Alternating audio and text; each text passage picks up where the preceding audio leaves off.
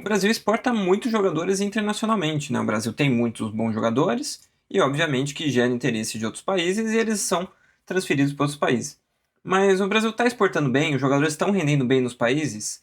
Esse vídeo aqui é mais para trazer um panorama um pouco diferente para alguns jogadores que estão saindo, para onde eles estão saindo e alguns que não estão saindo mais, até alguns que estão voltando. Então, esse vídeo aqui é mais para trazer um pouco do panorama de como é visto o jogador brasileiro internacionalmente e como o contexto depende muito para ver o quanto ele vai render ou não.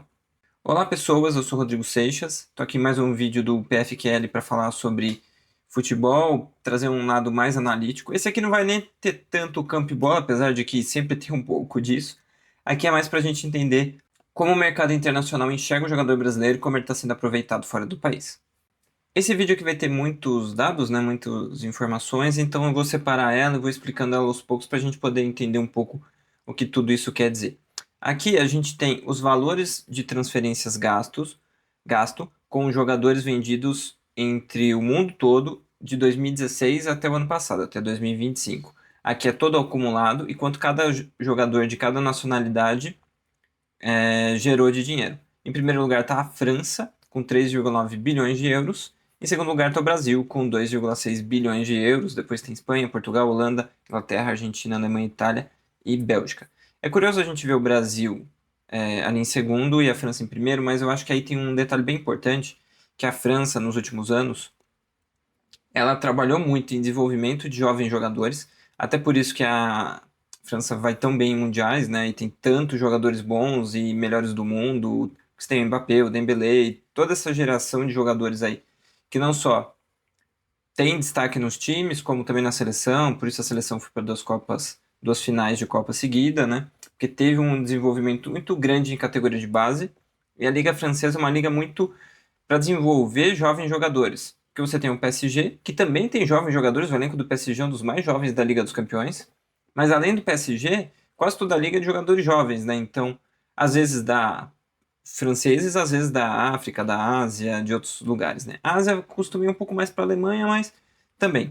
Então, a Liga Francesa é uma liga que aposta muito nisso. E como o jogador normalmente já está na Europa, ele acaba sendo um pouco mais valioso do que os jogadores brasileiros, que às vezes acabam saindo para a Europa ou para outro país, né? Então, acho que isso também ajuda a entender porque o jogador francês é o mais valioso no cenário do futebol atual. Esses números são do Observatório do Futebol. Agora a gente vem para o Brasil, e o Brasil é muito curioso que o Brasil, 50,1, né, que é metade mais um, basicamente, do valor total das transferências, são de jogadores com 20 anos ou menos. A porcentagem é a maior entre os 10 países que mais geraram receita. Então o Brasil é o país que mais vende jovens talentos para os outros países, né? Então, aqui a gente tem o João Pedro e o Estevão, que são dois jogadores que foram vendidos com menos de 20 anos. Os dois hoje jogam no Chelsea, são da seleção brasileira. Então, o Brasil é um país que já há bastante tempo revela muito bons jogadores, porque o Brasil é um país muito grande, tem muita gente, a tradição do futebol é enorme, claro. E os jogadores brasileiros são muito bons, então o mercado internacional quer muitos esses jogadores, mas quer eles cedo. Nem sempre foi assim, como eu vou explicar daqui a pouco, né? Em alguns casos eles esperavam um pouquinho mais ou tinham uma certa restrição para trazer. Hoje não, hoje eles querem trazer muito novo e muitas vezes contratando o jogador antes de ele fazer 18 anos. Ele só pode ir depois que ele faz, mas já contrata antes para garantir o jogador ali. E o relatório da FIFA, né, mostra que o Brasil segue sendo o país com mais exportadores de atletas em todo o mundo. Foram 1.113 transferências em 2024. Aqui a gente não está falando em valores, aqui a gente está falando em números, em quantidade. Aqui não achei os dados de 2025, mas de 2024 foram 1.113 jogadores. Agora a gente vai olhar para os destinos. E eles estão cada vez menos europeus. Nos últimos anos, a sequência de Brasil e Europa, principalmente as cinco principais ligas, está diminuindo. E está diversificando um pouco mais. Aqui tem um exemplo do Rafael Veiga, que foi para o México, né? E isso tem acontecido mais, né? Que nem a gente olha aqui, a temporada 25-26 tem 278 atletas do país nos 12 destinos mais tradicionais da Europa. Em 2018 e 2019, eram 407. Era muito mais gente. E se você pensar nessas 12 ligas, foi o número mais baixo desde 2001, quando tinha 232 brasileiros. Ou seja, o recorde negativo de 25 anos.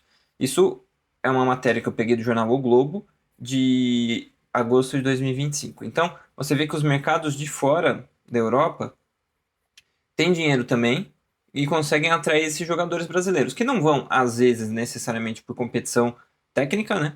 Como é o caso da Arábia Saudita, por exemplo, tem muito jogador bom que vai para a Arábia Saudita para ganhar um salário que não vai ganhar em lugar nenhum e não é para disputa competitiva, é mais pelo salário muito alto. E daí a gente olha as 5 grandes ligas e quanto tem de jogador em cada uma delas. E a variação da temporada depende da liga, né? Aqui você tem o máximo de cada liga em cada ano e depois o cenário atual para o início da temporada 25-26, né? Eu não tenho os dados de agora, até porque jogadores mudam, são transferidos, emprestados, mas esses são os números no início da temporada 25-26, os do lado direito aqui. Quando a gente olha na França, temporada 17-18 foi a que mais teve brasileiros, que tinham 35, e agora só tem 10, né? Uma queda de 71%. Na Itália também teve uma queda bem grande, mais ou menos parecida, né? Em 13 e 14 tinha 50, hoje tem 15. Na Espanha, 28 para 10. Isso que é a Espanha, né? A Espanha que normalmente tem bastante tradição de ter jogadores brasileiros, hoje tem poucos jogadores brasileiros. Você tem os jogadores do Barcelona, do Real Madrid, tem o Vitor Reis ali, tem o Antony no Betis, mas assim, não é uma quantidade tão grande quanto já foi. Na Alemanha, então, mais ainda. Na Alemanha, que nunca teve tanto, assim, é verdade, por ter outro tipo de língua, clima, o país é um pouco diferente. Mas em 2019, na temporada 18-19, tinha 17. Hoje tem 9. Então teve uma queda grande também. O próprio Bayern de Munique é um time que hoje não tem nenhum jogador brasileiro. E isso não é tão comum assim. Então você tem uma diferença significativa nessa questão de Brasil e Alemanha. Portugal, que também era uma liga muito comum de brasileiro, até por ter a mesma língua, caiu bastante, né? Hoje caiu 43%. Em 2018 e 19 tinha 173, hoje a gente tem só 98.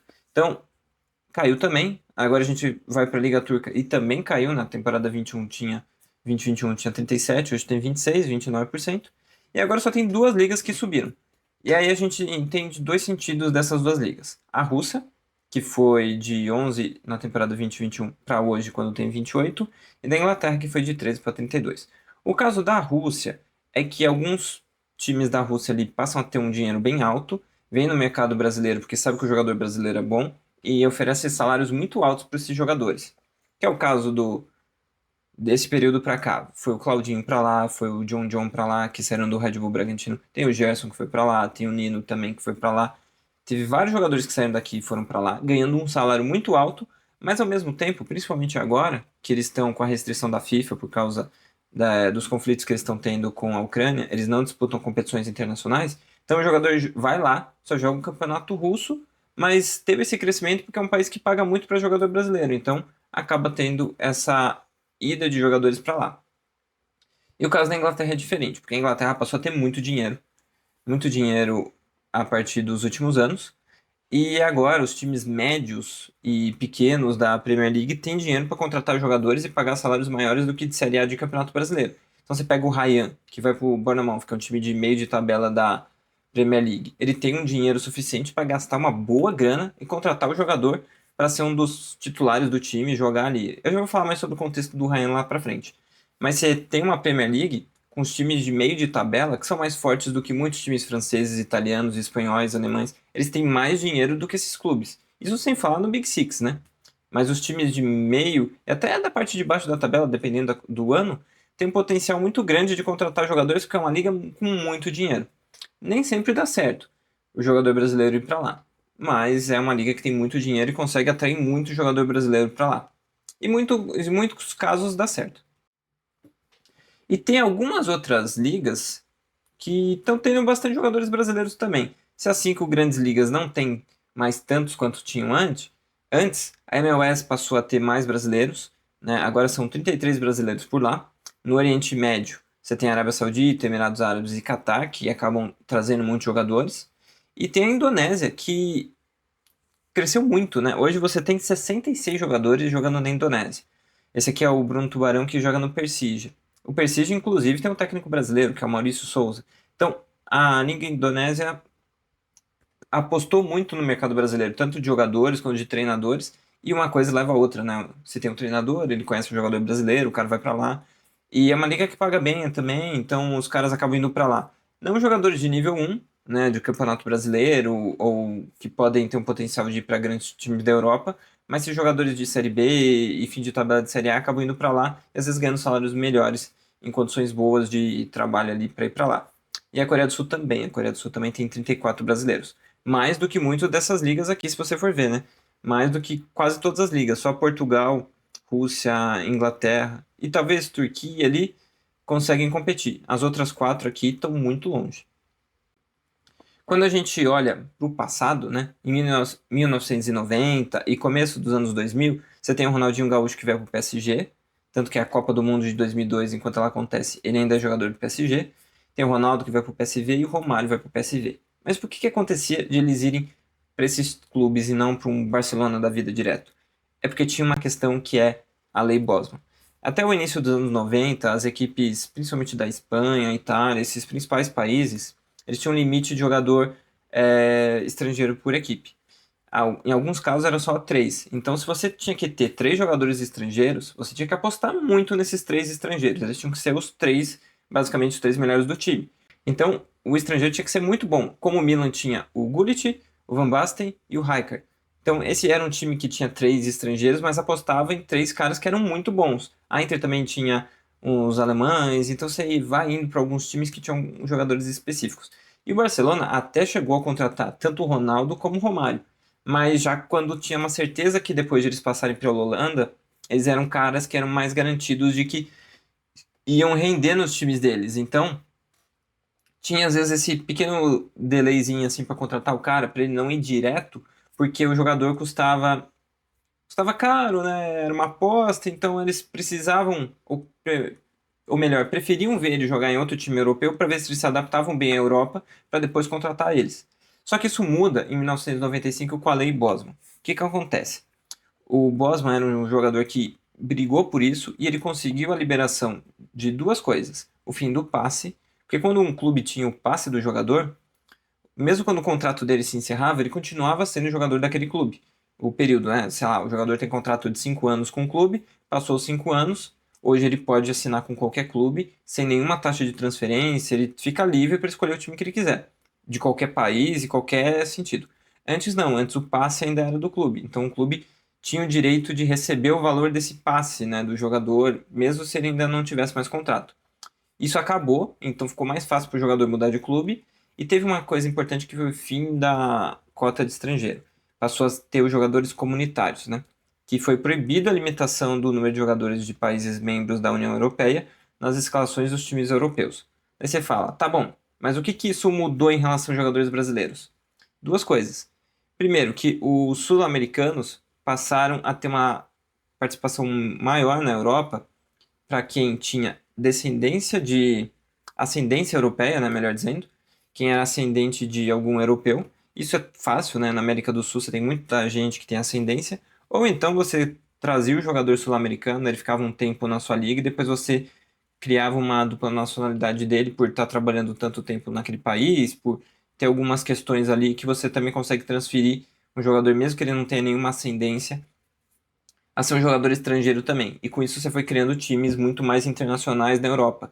Não só de europeus circulando entre os países, como de sul-americanos indo para lá. Aí você tem a Internazionale, campeão da Champions League da temporada 2009-2010, com 100% do elenco titular em alguns jogos, sendo jogadores que não nasceram na Itália, né? Então você permitiu essa possibilidade, isso facilitou muito os times europeus contratar os jogadores brasileiros. Só que ao mesmo tempo, ainda tinha uma ideia de que talvez trazer os caras muito novos, principalmente os grandes clubes, não era tão a escolha. Tanto que em 2002, o ano do centenário do Real Madrid, teve uma história interessante. Quem está contando isso aqui é o Valdano, jogador argentino, tudo, um grande jogador. Ele conta um pouco dessa história que aconteceu com o Kaká e qual era a visão do Florentino Pérez naquela época em 2002. Em 2002, ano do centenário do Real Madrid, fizemos um jogo contra grandes craques do planeta. Kaká fez 20 minutos fantásticos e eu disse ao Florentino o seguinte: aqui está um jogador que nesse momento vale 2 milhões de euros e que em 4 anos custará 60 milhões de euros. A resposta do Florentino foi inesquecível. Não se preocupe, vamos esperar que valha esses 60, disse Valdano em entrevista ao programa El Transistor da rádio espanhola Onda Cero. Qual que era a ideia do Real Madrid na época? Assim, A gente não precisa gastar em jovens promessas. A gente espera as jovens promessas renderem em algum outro clube e depois a gente contrata. No caso do Kaká não deu muito certo, né? Porque o Kaká foi muito bem no Milan, foi o melhor do mundo no Milan, e depois quando eles contrataram no Real Madrid já não foi tão bem. Mas talvez se eles contratassem ele lá em 2004, 2003, ali até 2002, de repente ele ia jogar o grande futebol que ele tinha para jogar no Real Madrid. Mas era uma ideia um pouco diferente do Real Madrid, de tentar jogadores mais certeiros. Só que isso mudou. Em 2017, antes de ele ter 18 anos. E eles pagaram 45 milhões para o Flamengo. Tudo bem, teve inflação, tudo, mas uns 45 seriam, vai, os 12 do Kaká na época, entre aspas, né? Querendo dizer o seguinte, que eles agora estão apostando em jogadores mais jovens porque eles acreditam que depois eles vão ser muito caros. E mais do que isso, você pode aproveitar esse cara antes de ele chegar naquele potencial máximo. Ele pode crescer no seu time e te ajudar nesse período. E foi exatamente o que aconteceu com o Vinícius Júnior. Em 2018 ele começa a jogar no Real Madrid. Ele demora um pouco, mas ele já tem gol em duas finais de Liga dos Campeões que o Real Madrid foi campeão com ele em campo, né? Então, o Real Madrid conseguiu aproveitar do futebol dele. E ele conseguiu ser campeão, já sendo decisivo em duas finais. Então, o Real Madrid conseguiu usar e não esperou ele virar um dos melhores jogadores do mundo para contratar ele. Então, o que é importante quando você contrata um jogador no futebol, independentemente de qualquer contexto, se o cara é brasileiro, se o cara não é, se o cara vai vir para um clube do mesmo país ou fora, você tem que levar em conta várias coisas, mas acho que quatro coisas são muito importantes, principalmente quando o jogador brasileiro sai daqui e vai jogar num time europeu. É o encaixe dele no time. O quanto o jeito de jogar dele tem a ver com o jeito que o time dele vai jogar. Isso tem a ver com o treinador também. Se tem um centroavante muito alto, mais lento, que vai jogar num time ou numa liga que é muito veloz, de muita transição. Não necessariamente esse jogador vai funcionar, porque ele pode ter dificuldade de se encaixar nesse ritmo da equipe dele e do campeonato. Então a tendência é que talvez ele não vá tão bem. E daí pode parecer que ele é um jogador ruim e que vai ter que voltar para o Brasil. Outra coisa é a concorrência que ele vai ter dentro do time dele. Por exemplo, você pega o próprio Endrick aqui, que ele chega no Real Madrid numa posição em que ele tem muita concorrência. Então a chance de ele jogar acaba sendo menor. Como ele é um jogador jovem e ele precisa jogar para evoluir, ele vai perdendo esse tempo de jogos e preparo que ele poderia ter. Então, em alguns casos, como o caso dele, foi melhor ele sair do Real Madrid por um tempo emprestado para ir jogar no Lyon, onde a filosofia do o encaixe dele com o clube faz sentido, a concorrência é menor e ele consegue jogar mais minutos. E dele consegue se desenvolver para depois, quem sabe, voltar para o Real Madrid. Outra coisa é a adaptação. A adaptação, eu acho que tem a ver com o cenário do país, da língua e tudo mais. Isso talvez não seja tanto de jogador, né? Talvez seja mais uma personalidade pessoal mesmo, de ele se adaptar a uma outra liga, um outro país, um outro tipo de relacionamento com o grupo e elenco, né?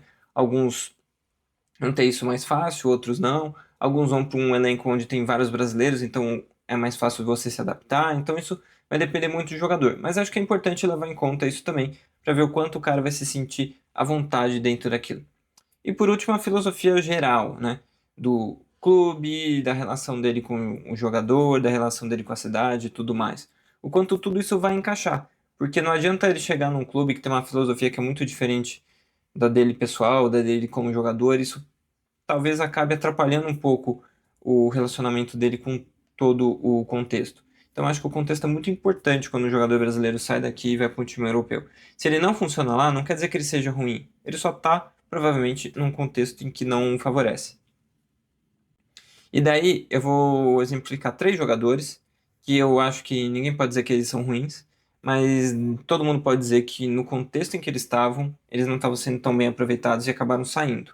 Que é o caso do Vitor Roque no Barcelona, que é um atacante que chegou num ambiente de bastante concorrência e com um estilo de jogo que não é, acho, tão encaixável como o dele. O Vitor Roque, eu vejo ele muito como um atacante de atacar espaço e que gosta muito de ter uma parceria ali no ataque para poder atacar o espaço e sem precisar ser o centroavante único ali no meio da defesa. Ele gosta de sair um pouco mais pelos lados.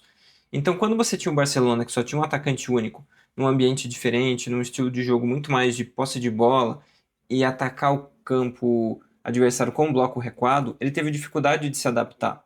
Ele é um jogador muito mais de de brigar para disputa de bola sem bola, isso ele é muito bom, mas ele é bom de atacar espaço. Então, às vezes, o Barcelona, por ter muita posse de bola, não tem tanto esse espaço para atacar. E ele não teve o tempo suficiente no clube também para se adaptar a essa outra filosofia. Tanto que ele acabou vindo para o Palmeiras contratou ele. Isso também mostra o mercado brasileiro muito mais potente para trazer jogadores de volta, né? O mercado brasileiro hoje tem um valor grande de para pagar jogadores, tanto em salário quanto em transferências, né? Flamengo e Palmeiras principalmente. E ele vem para o Brasil. No início ele até não funciona tão bem no Palmeiras, mas quando o Abel entende o que ele pode entregar de melhor, ele começa a jogar muito bem e hoje é um dos destaques do futebol brasileiro. O mesmo vale para o Endrick no Real Madrid, já falei um pouco dele. A concorrência para ele era muito difícil, o encaixe ele não funcionou tão bem, e agora no Lyon ele está indo melhor.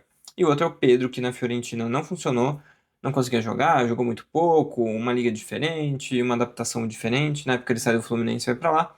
Ele volta para o Brasil, volta para o Flamengo e passa a ser um dos principais centroavantes do Brasil, porque o Flamengo conseguiu aproveitar o que ele tem de bom. Então eu acho que isso tem muito a ver. E agora o cenário oposto. Quem saiu do Brasil para um contexto bom e está jogando muito bem. Ou já jogou, ou está jogando, porque cada um aqui foi num período. Primeiro eu vou para o Martinelli, que estava jogando no Ituano, e ele sai do Ituano e vai para o Arsenal. Só que o Arsenal, na época, apostava muito nele, tinha um elenco que entendia muito o que ele podia fazer, uma posições ali carentes, porque naquela época o Arsenal ainda estava crescendo como clube, para ser hoje um dos principais times da Premier League, na época não estava tão bem assim.